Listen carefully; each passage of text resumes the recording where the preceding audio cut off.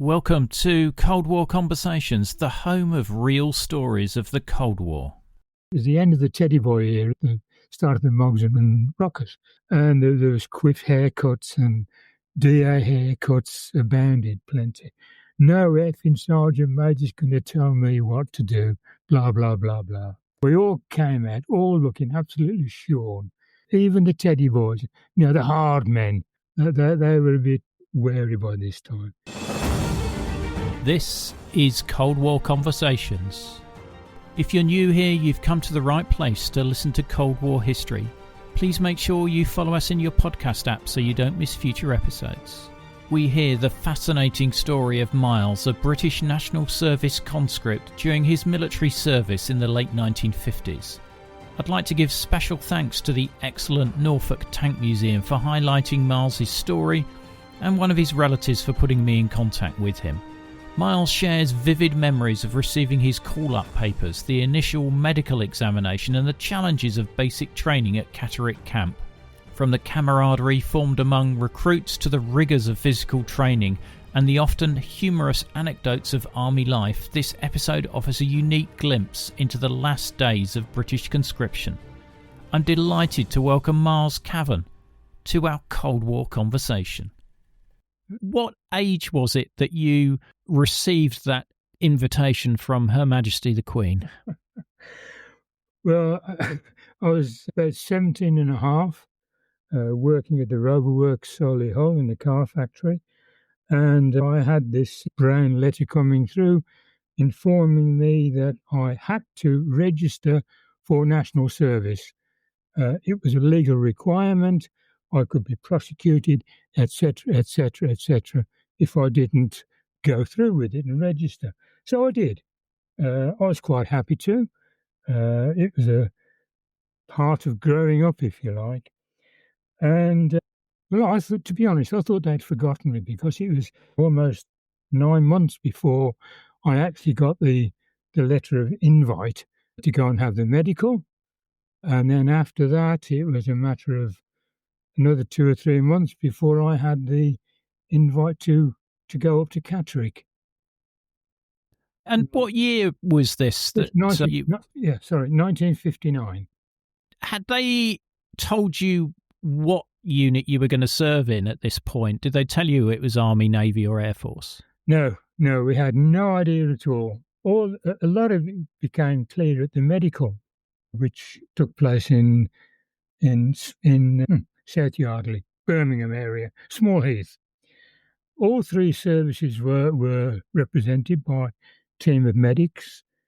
It was an old school building, no place to be approved of any description, to be honest with you. It was a series of cubicles, fibreboard walls, not very much room, and you were processed through. Because, obviously there was several hundred lads there, on the same day. And we went through round in like a snake fashion, discarding clothing, being inspected quite carefully, closely, prodded, poked, had our ears looked into, looked down our throats. And yes, we had the comic book one, drop 'em, cough, okay, thank you. That's no joke. That is exactly what happened. You were standing there, naked as the day you were born. Your clothes were on a pile, and then they turned you around. You had to bend over and then look for little nodules, shall we say. It's all very amusing, I suppose, in retrospect. But we had no idea which branch of the services we'd be going into. I personally wanted to go in the army, which is rather strange because being brought up and being alive during the war and the aftermath of the war, and the RAF was a big thing. I always have been keenly interested in aircraft, but I did not want to go in the RAF. I wanted to go in the army. Don't ask me why. It was just me. I wanted to do it. My parents didn't want me to go in at all, but that's quite a long story, and I doubt whether you've got time for this. Anyway, so I've got as much time as you want, Miles, to be fair. why were your parents not keen? Because as you say, this was a legal obligation. You couldn't avoid it. No, no, you couldn't. I mean, you could avoid it on medical grounds if you had certification from a doctor stating reasons why, in his view, the candidate should not be considered fit for service. And I did have such a certificate from my doctor. I was quite carefully brought up, I suppose, as a lad, sheltered from the harsh realities of life on the street. And I had a letter from the doctor stating that because I had TB when I was in the formative years, I was 9 or 10, something like that, and I'd spent 12 months in a convalescent home as a result, etc., etc. I should not be considered a likely candidate. And my mother gave me this letter, said, be sure you give this to the doctor when you get there. Yes, Mum, I said, dutiful little boy. I didn't, because I had no intention of jeopardising my opportunity to join the army. I could have volunteered, but I didn't want to. I wanted to do national service as a trial run, if you like. So I didn't give the note over. And when I got back home, my mum said, well, how did you get on? Did you get your exemption? And I said, no, it says on this bit of paper that they gave me, A1. What about that letter? She said. I said, oh, I forgot to give it in. So, I was I got my own way in the end anyway. Then it was a matter of waiting. Then I had to go back to work in the afternoon, tell the personnel department that I was going to be called up, and they said, okay, we are legally obliged to hold your job open for the 2 years you're away. Just let us know when you get your call-up papers. So in about 4 months after all this happened, I got a little letter coming through the post requiring me to report to Catterick Camps in Yorkshire for basic training. I had no idea what regiment, what branch of the army. We just had to be there. In those days it was steam trains. That was quite exciting. And it was quite weird, I suppose. Getting on the train, Mum and Dad were saying goodbye to me.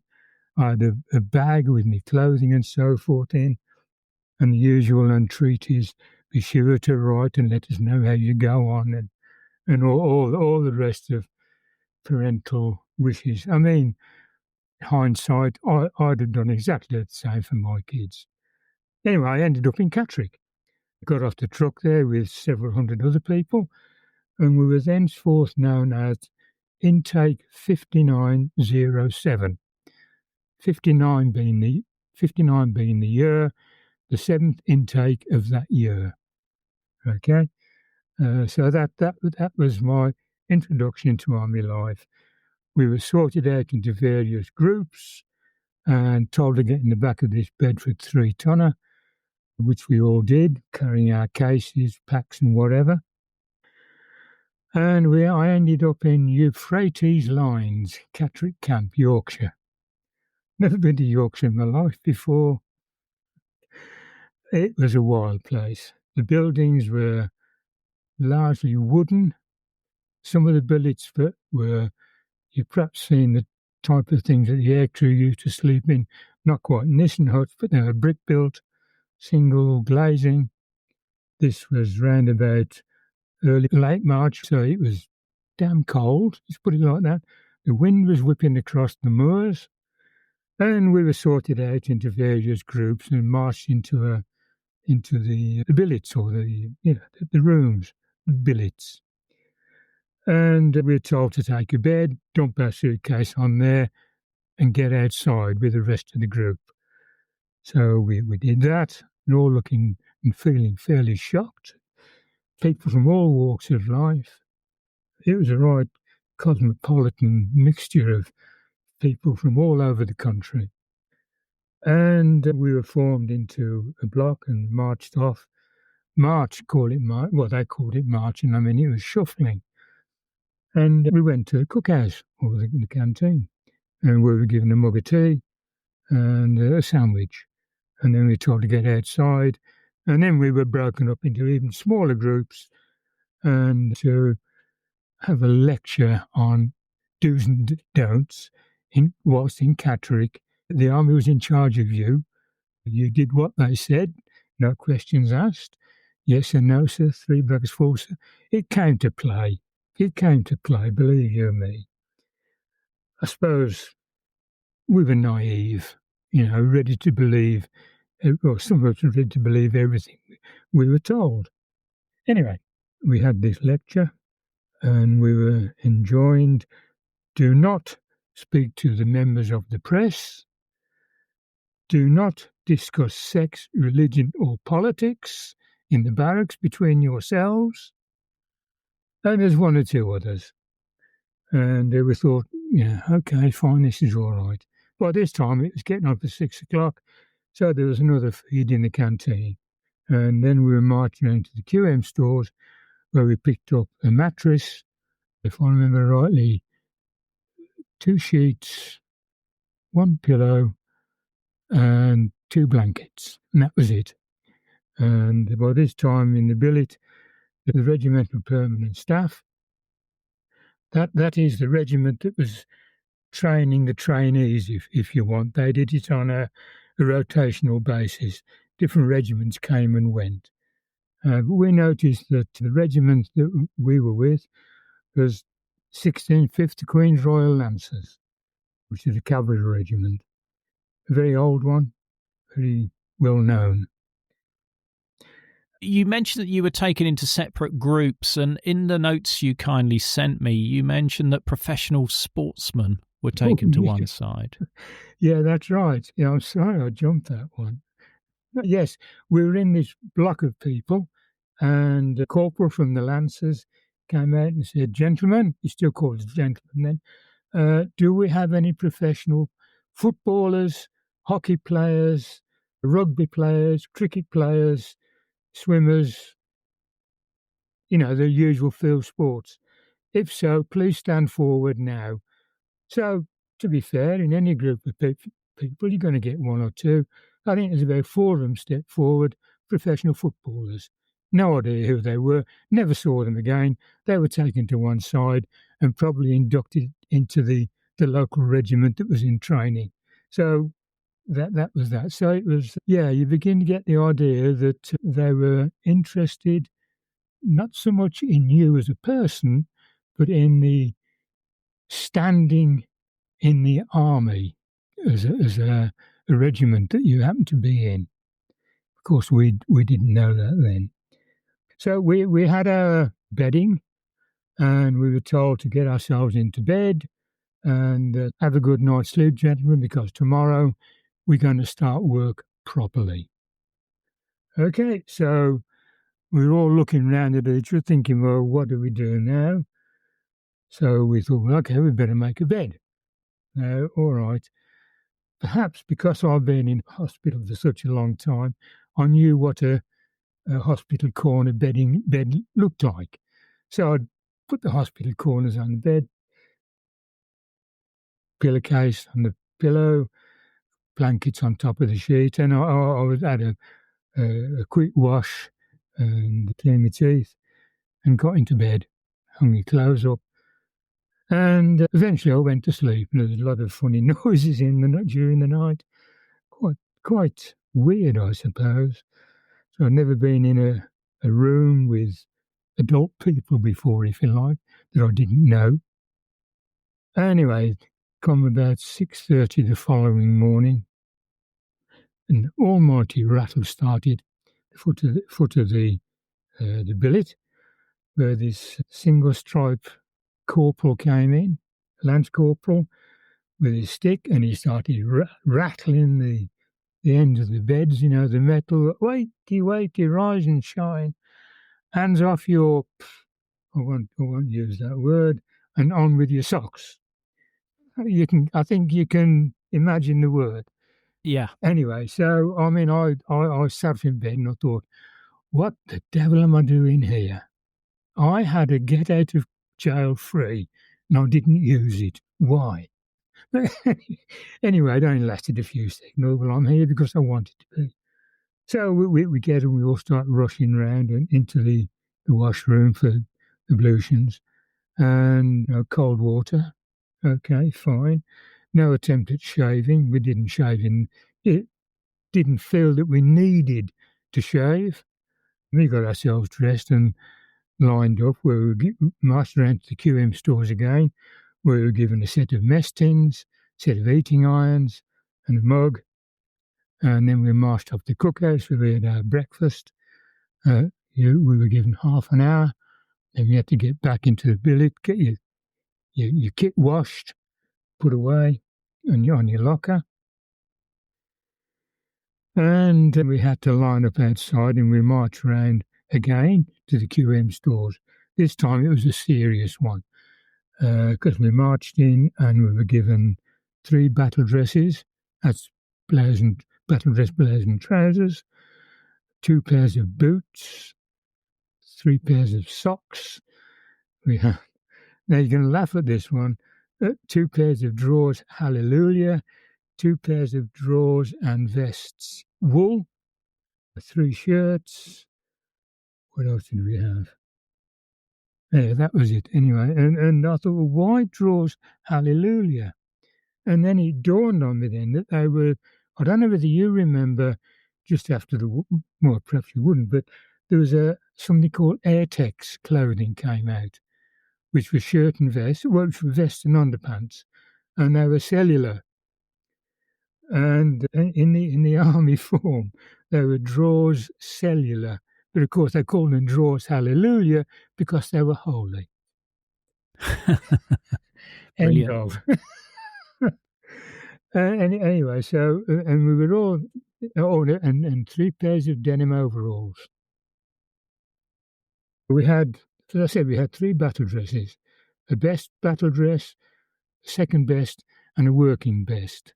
We weren't allowed to wear those yet. We were allowed to put our overalls on over your civilian clothing. And then we were marched around to the barbers, camp barbers. By this time, we were in blocks of squads of about 20 to 25 members, maybe 30, keep it even. So we became squad number 1, number 2, number 3, etc. And we marched around to the barbers where they whipped us in, and we had the regimental haircuts, and they charged us 6pence for it, nothing free. And I mean, prior to this, some of the lads, I mean, it was the end of the Teddy Boy era, the start of the Mogs and Rockers in those days, and there was quiff haircuts and DA haircuts abounded plenty. No effing sergeant major's going to tell me what to do, blah, blah, blah, blah.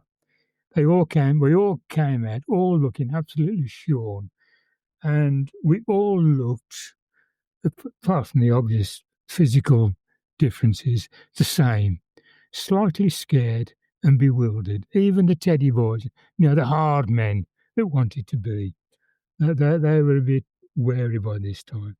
And of course, with overalls on, you're becoming just a block of people rather than as individuals. And I must say that was the credo of the army. We realised it quite quickly. The idea of basic training was not only to get you into a state of fairly good physical fitness, but they took you apart as an individual. They stripped you right back to bare basics. And then, and only then, they started building you into a block, a wedge, a working entity of people that would come over the weeks to rely on each other, to help each other in times of trouble, and laugh and joke. And that thought has never, ever left my mind. It was putting together a cohesive block of people that would do as they were told, as they were trained to do, without any argument. And it was the only thing they could do, to be honest. It was yeah, it was life-forming. Anyway. Thank you for those descriptions. They're very vivid. That was brilliant. So, what was your basic training like? Very physical. I was not a particularly physical specimen, never have been, never much good at running, jumping, etc. Being a spectacle wearer, uh, I didn't see too well when they got muddied or dirtied. But anyway, we had to do an awful lot of running around. We had to do shinning up ropes, which I did manage to do in the end. We had to go over assault courses, throwing yourself over gates, rolling around in the mud and on the sand, running across planks, and so on. But by this time, of course, we were allowed to wear our third best shirts and denim overalls, boots and gaiters. And we had to do that, and a belt, because we missed up it, but we had a kit delivery as well, where you get we knew it as the FSMO, full-scale marching order kit, which was belt, gaiters, cross straps, various bits of webbing that you attached. And yeah, so a lot of gym work, jumping up and down on the spot, jumping astride, jumping over one side, back over the other side, running 100 metres back, having a rest, then running back again. And then we had a set of PT kit as well, a pair of pumps, 2 shirts and 2 pair of shorts. And then once that sort of thing was over, about an hour or so of that, we were told to go and have a shower and be back on parade, because they were recognised as parades by this time, in 5 minutes. So, and you had to be dressed properly. So, we went through showers, and see, you know what it's like when you're trying to get into wet clothes quickly. Very, very difficult, and form up outside. But we were all in the same boat, so what did it matter? The next thing we had was the correct way to dress yourself. We were shown how to get dressed. Belts had to go on. You could put a belt on upside down, and it was wrong. It had to be in a certain way. Your gaiters, you had to have your gaiters on the right way up and fastened securely. The brasses on the belts had to be in certain positions, had to be even, so you looked asymmetrical as a block of people. All part of the army credo of making you look like the next person to you, really. And then we had a lovely lecture from a corporal who said, "Right, gentlemen, tonight, when you've finished all your day's training and you've only just started, you'll have to clean your kit, clean your webbing." Now, the webbing was second-hand, to say the least. And it was a sort of muddy, creamy, grey colour. And he said, all that old webbing will have to be white, scrubbed white, before you come back on parade in the morning. And the way you do it, plenty of hot water, a scrubbing brush, just scrub like hell and hang it up to dry overnight. Or every bit of kit, large pack, small pack, all your various bits and pieces. Okay, that's the job for tonight. And the next thing we had to do was we'd had our haircuts, we'd done a bit of physical training, so that while you're out of breath, we take you down to the medics for another medical. So we went into the medical hut. It was a wooden hut, and they said, "Right, take your shirts off, overall tops off, line up against the wall, left shoulders to the wall, and lean against the wall." So we all did that. Now, about face, all turn face the right way. So in other words, we were lying against the wall, our right arms were bare, and they were all, facing the same way. And then 3 medical orderlies came in. 2 of them bearing Petri dishes. Another one was carrying a Bunsen burner. And in the other hand, he had a series of corks with needles stuck in them. So we're going to have our first of our many injections. So he went along. The doctor came in then, and he picked up a cork, passed it through the Bunsen burner flame, dipped it in the solution, then just stabbed it into your shoulder. No finesse, just bang, in it went. And it just went bang, bang, bang, bang, all the way down the line. And I thought, ooh, that was a bit painful. But that was the easy one. The next one, it was an inoculation. And he went back to the front end of the line, chain there, and this time he picked up a cork with about 6 needle points in, dipped it in the solution, and dab, dab, dab, dab, dab on your shoulder, a bit lower down. That was painful. You could feel yourself pushing yourself into the wall to try and get away, which was why they had you leaning against the wall in the first place. Not daft. So we went through that. And then the final one was the one called the TABT injection, that was a horror. That really was. It was a single injection. The usual thing, needle in the flame, into the solution, into your arm. It went a bit deeper this time. And after about 5 minutes, your arm started throbbing. After about an hour, you could barely raise it above your arm. So you tried swinging your arm round to get the stuff moving into your shoulder. And anyway, I mean, that was part of the course. Everybody went through it. We were all a little bit shocked by the brutality of it. But it was all part of it. And then we were let back outside, and a bit more running around, a bit more jumping around. Meal times came and went. Then we had another lecture about the regiment that we were attached to, because we weren't designated into the regiment. We learned a little bit about the 16th Lancers, and they said they hoped that we would all join them. Anyway, and then it was the end of another day. And then introduced into parades in the morning. First parade, the inspection, where they lined us all up, and the sergeant came round with his swagger stick and looked us all up and down. And I was thinking, he was probably thinking, what am I supposed to do with this lot for 6 weeks? How am I going to get a knock 'em into shape? Probably, but that was part of the course. Presumably you're also getting kit inspections as to, how well you're keeping your kit in your locker or what have you as well. Yeah. Was that tough for some people to actually get that right? It was tough. Some people had the knack of doing things almost instinctively.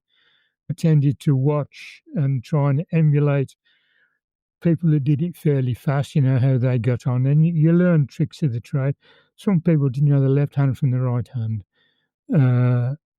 And some of them never really understood the right side up of a belt or the gaiters or anything like this. So, again, you started to help those people out. The slightly slower ones you helped out. But one of the biggest mysteries in life was the boots. I say we were given 2 pair, a best pair and a working pair. Now, they were army boots, but there was no studs in them. They were just toe and heel plates at the bottom, no studs. And we were now in the RAC, the Royal Armoured Corps, which is obviously all the armoured regiments. When you're in a tank or an armoured car or whatever you were in, sliding boots on metal plates is not a good idea. So we were told that we were privileged to be in the Royal Armoured Corps because we wouldn't have to polish the studs on our boots. But you would have to burn I don't know if you're familiar with rough army leather. It's all bobbly. what do they call it? Yeah, I've seen it on the boots. Yeah, it's not a smooth leather. No. Well, all those bobbles had to be burnt off and then highly boiled and highly polished till you could see your face in it. And that's quite a challenge, because to burn it off, we were given a piece of metal, like a poker with one end flattened into like a spatula. And the idea was you put this into the stove in the billet, got it warm, and then you just kept smoothing over these bubbles until they became smooth. If you did them too much, it burnt the leather. If you got anywhere near the stitching and it was too hot, the stitches would burn and your boots would fall apart. So it was quite a challenge.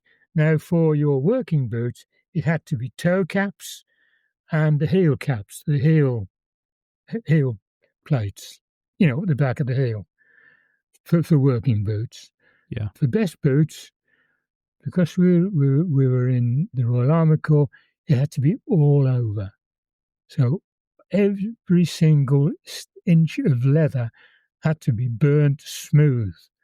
And then you had to keep applying polish. And then you had to rub it around in circles with a duster and a bit of water. Whenever you spit, it didn't really work. And it had to be kiwi polish. Cherry blossom polish didn't work. Had to be kiwi. And to add insult to injury, we had to buy it from the NAFI. We had to buy dusters from the NAFI to do this. And so it went on. And eventually we ended up buying emery paper and brasso for obvious reasons. And the emery paper was to smooth all the forging marks out of the brass belt fittings and polish to a high degree of finish. It was a mucky old job. And you spent hours at it. All this after a day's basic training with lectures and so on. I just wanted to ask you about some of the other aspects of the training. What sort of weapons training were you having? That's a difficult one, because the first 4 weeks we weren't allowed anywhere near weapons. And the basic training was a 6-week course. And on week 4, we had a lecture from an armourer on a Lee Enfield 303 rifle, which was the standard pattern then, as was used during the war. So, a lot of the lads were and I was one of them, were looking forward to a bit of weapon training. And we were shown how to strip it down. We were told the various parts of it, the so-called nomenclature, to put it into army terms: upper sling swivel, lower sling swivel, stock, upper stock, lower stock, trigger, magazine, safety catch, rear leaf sight, front sight, and all those bits and pieces that went with it, and how to load it, how to fire it, how to dummy load it. Obviously, we were nowhere near bullets at that stage. And we weren't issued with any sort of weaponry at all. The only weaponry we were given was we had to do a guard duty one night, where we had to patrol around the tank park where the tanks were. And to do that, we were given a pick helve, a torch, and a whistle. And we had to go around at night for 2 hours, just patrolling around, armed to the teeth with a pick helve and a torch. Yeah, okay. Comic cut stuff, but never mind, it worked. And that was the only weapons we had. And we saw the bayonets as well, which was not a blade, it was just a spike, a long spike, no cutting edge at all. It was about 9 inches long, something like that. Good for knocking holes in tins of bully beef and so on. Stab it down. That was the only good for it. Those Lee Enfield rifle, basically that's the same model that, your grandfather would have been using in World War World War One, Yeah, even. yes, yeah. We'd really come on a bundle in those 50 years, wasn't it, between wars, something like that. And yeah. They did some training with you around gas attacks and that sort of thing as well. Yes, they did indeed. That was another funny one. That we were issued with a gas mask, and we were told to line up, put our gas masks on. Now you'll accept that wearing glasses is difficult to get a seal round the rims of your glasses. Yeah. So I had to take my glasses off, put them in my pocket, and from that point in view, everything was a bit misty. Nothing was sharp. It was all complete mist. How I got A1, I got alone now, but I did anyway. They must have been hard up in those days. And we had to wear gas masks. So they marched us round to get used to breathing the smell of the rubber with these masks on. It wasn't the type that you would see in the Second World War, where you had a container down your front. It had a screw-in cartridge at the bottom. So we had come on a little bit in those days. Anyway, we were marching around in these things, but then they said, "Okay, gentlemen, you're now going to go in the gas chamber." And we, what? So they said, "Make sure your gas masks are on tight."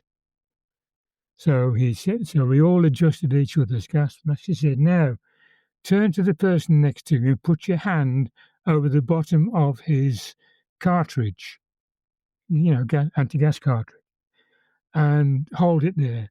And if he can breathe, he hasn't got his mask on tight enough. If he can't breathe, it's okay. His mask is airtight." Sound common sense where gas is concerned. So they said, "Okay, fine." So they said, right. So they marched us in there, and they said, "Now form a circle in this room, and we just keep marching around." And we're going round, and then there was a saucer in the middle of the room with what looked like a nightlight candle on, a bit bigger than that, but it was a nightlight candle thing. So the corporal came in, he lit it, opened the door, and he rushed out, and he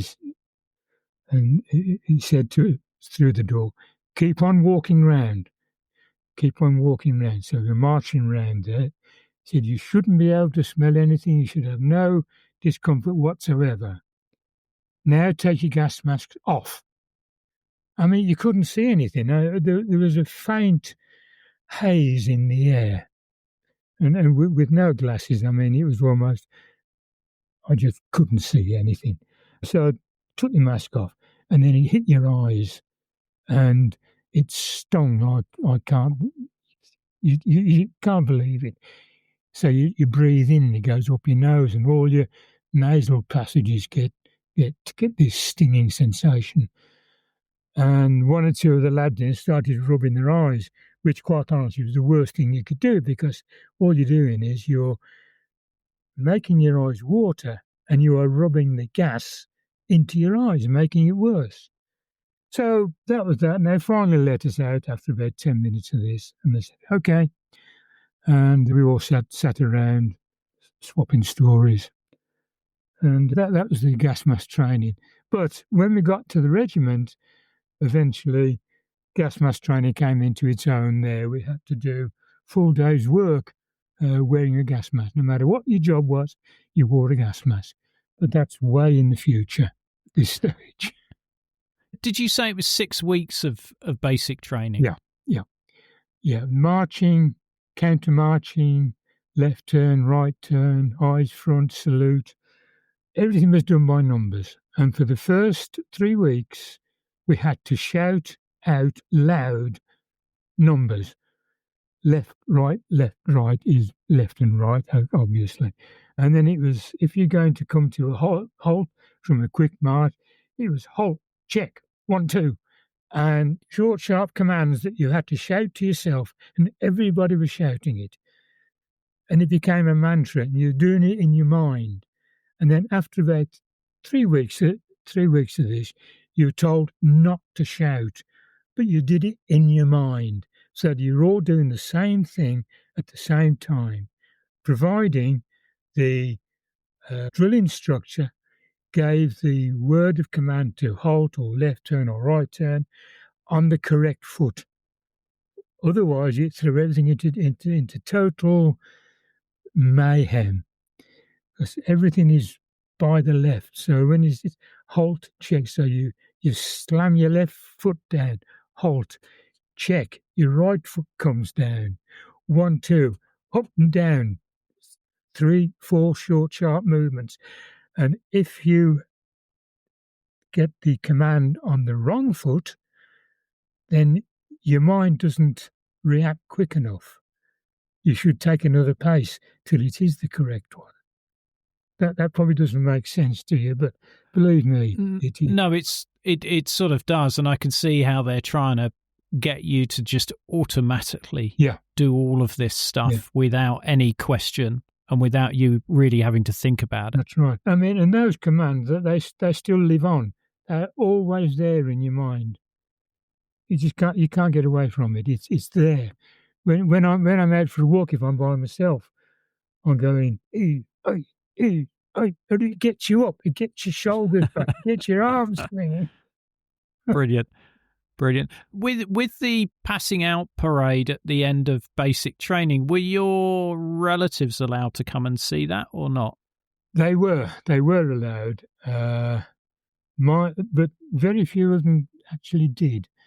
I suppose because in those days, work was very important in Civvy Street, as we called it then, and people couldn't get time off work so easily.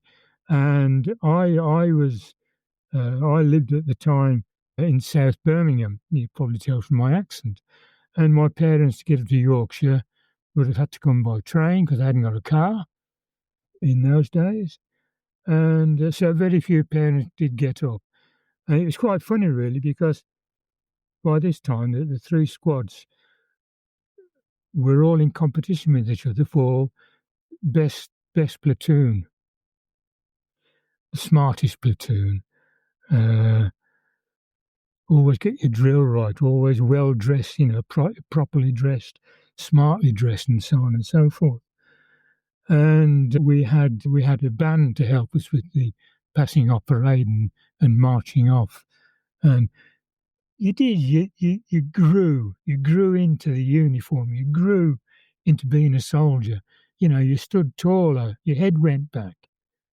And all this work, believe it or not, all this sweat, toil, frustration, will I ever get it right? The thing we aim for was becoming a passed out soldier, which meant that we were a proper soldier, and to show to the rest of the world at large, we were each given a little green felt triangle, which had to be sewn onto our battle dress just below the shoulder.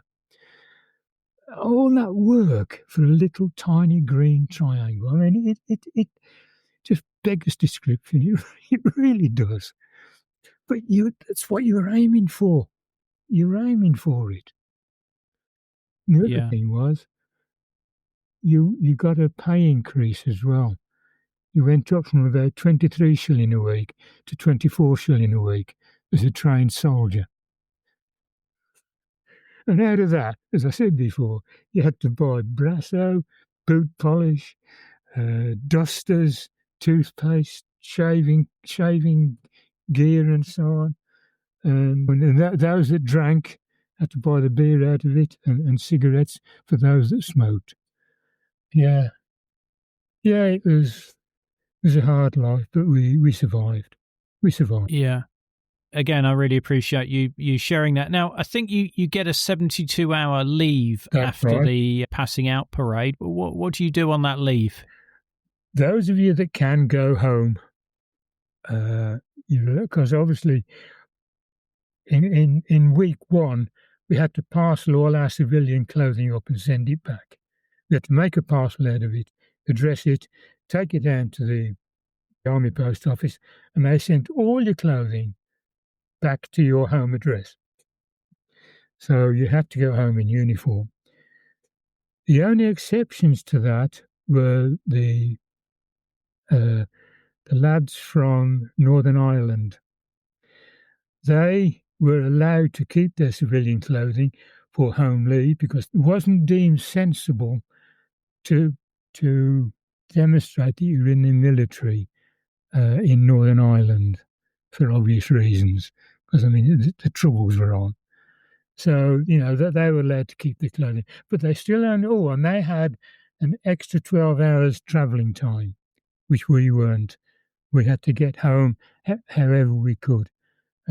We could use one of our 3 travel warrants, free travel warrant, or you could make your own way. Most of us decided to get the bus down to Camp Centre, Richmond, and see what was going.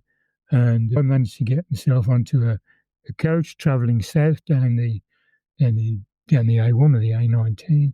Can't remember which one it was. And the wagon going south towards Birmingham. And the address on the side of the wagon was Yardley. So we flagged him down from the bus that we were on. He stopped, and I got into this van, and I got home that way. And they just carried on. It was just opportunism. You had to do the best you could because you hadn't got any money. What did your parents make of you when you arrived home in uniform? My dad was at work when I finally got home. But anyway, my mother, she was in tears. Then when Dad, and then, all the usual, how are they treating you, blah, blah, blah. And my dad got home from work and he said, "Well done, son, you're all right." "Yeah, fine." And by this time I got me normal clothing back on. And then my mum very, very tearfully said, "How long have you got? When do you have to go back?" I'd only arrived home that day. So, yes, I just went round, saw my mates from work, saw some various relatives, had some decent, home cooking. That was important. And, then I went back on the Sunday night on the troop train up to Yorkshire and back to barracks. And there we learnt the following morning when we looked at the orders on the notice board that we'd all been broken into trade groups now.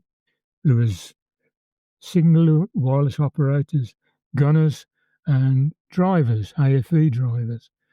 And I'd been chosen as wireless operator signaller. So we still didn't know what regiment we're going to. We were still in the Royal Armoured Corps. And I don't know if you're familiar with the Royal Armoured Corps cap badge, but it's a mailed fist with 2 spears on either side curving around going towards the top, which represented the mailed fist, a mailed fist with mobility. And I don't know if you might want to edit this bit out, but the rank, we all called that the wanking spanner. Because it was literally a mailed fist clenched and these 2 spears around the outside, the wanking spanner. Anyway, that's what we know. And that was just the generic Royal Armoured Corps badge, and it's still alive today. It's still in place today. Whether they still call it that or not, I don't know.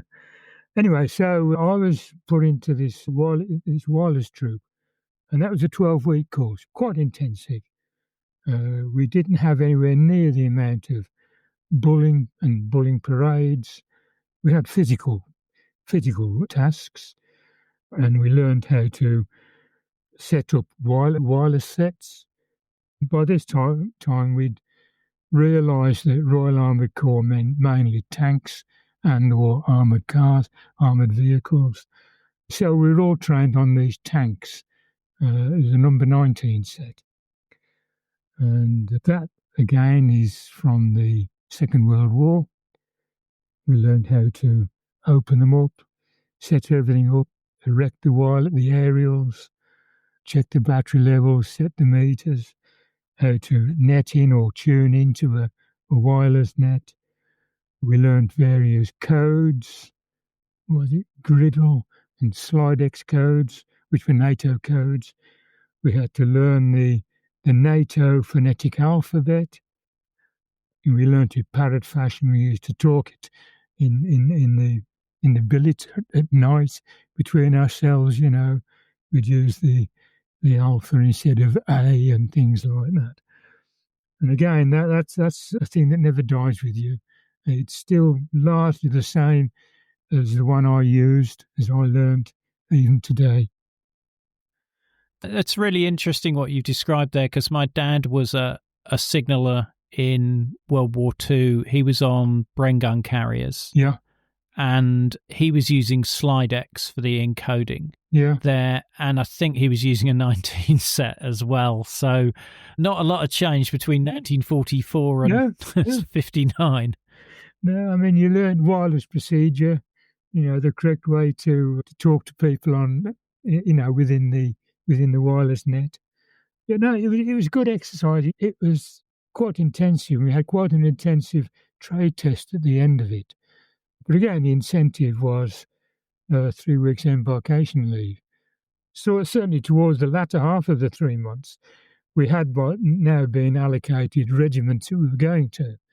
So, of course, the cap badges went, the RAC cap badge went out, went into your locker, and you picked up your regimental badge. And mine was the 1st Queen's Dragoon Guards, which I learnt was a fairly new regiment, although it was an amalgamation of 2nd the Queen's Bays and 1st the King's Dragoon Guards. And they'd formed up early in 1959. So I was going to be some of the first National Service troops to join that particular regiment. I mean, I had no allegiance to it at that time, other than didn't really know what it was or where it was or what it did even. But that was there, because, I mean, there was all sorts there. There was the cherry pickers were represented, the 10th Hussars, the various Lancers, the Prince of Wales 3rd Dragoon Guards, the Carbineers, 14, 5 and 9, 5th, 9th Hussars. Oh, there was all the regiments in the cavalry were there, because we were the elite. I mean, we weren't infantry or corps people. We were cavalry regiments going back to the old days, 16 and 1700s. We used to ride horses.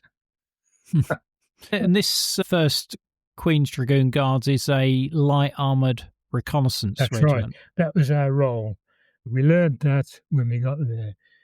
So we did all the wireless exercises, and we passed out on the 19 sets, became very adept with it. And bearing in mind that the particular sets we had in training, the Russians must have given them back to us, because all the controls were in Cyrillic or whatever it was, not English.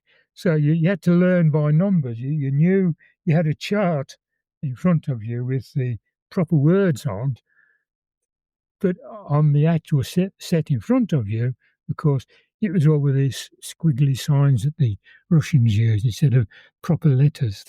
It was good fun. So we passed out.